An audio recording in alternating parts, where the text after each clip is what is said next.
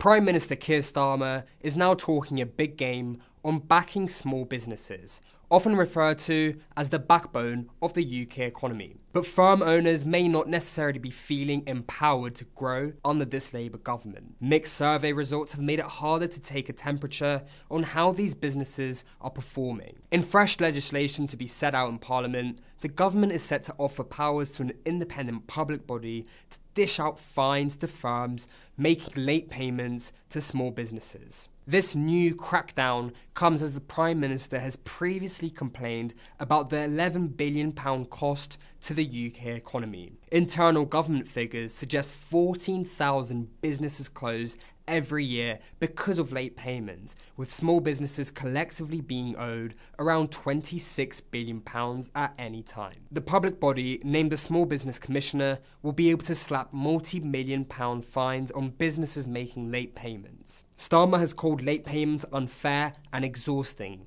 claiming it was time to pay up. And in its new small business plan, the government has also allocated more than £3 billion to the state-owned British Business Bank to back lenders supporting small businesses. Its new startup loan programme will also inject funding into growth across small businesses. And this latest set of reforms follows strategy plans for financial services, pension funds, and high-growth sectors in the UK economy, including clean energy and defence. But what has become far more difficult to understand is how business owners themselves are responding to these policy briefings. Lloyds Bank, for one, have claimed that UK business confidence hit a 10-year high, while employers were more confident about hiring workers than at any time since 2015.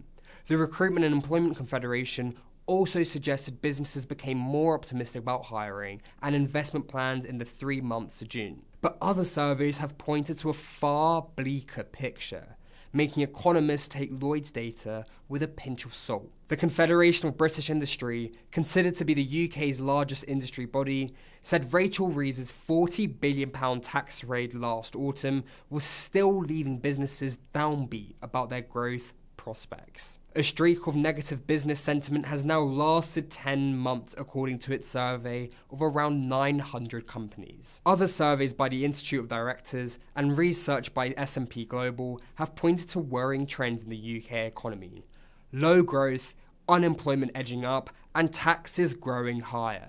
Other surveys by the Institute of Directors and research by S&P Global have pointed to worrying trends in the UK economy: low growth and taxes taking a hit on employment. Official UK data states that unemployment has hit a 4-year high, while business investment remains low.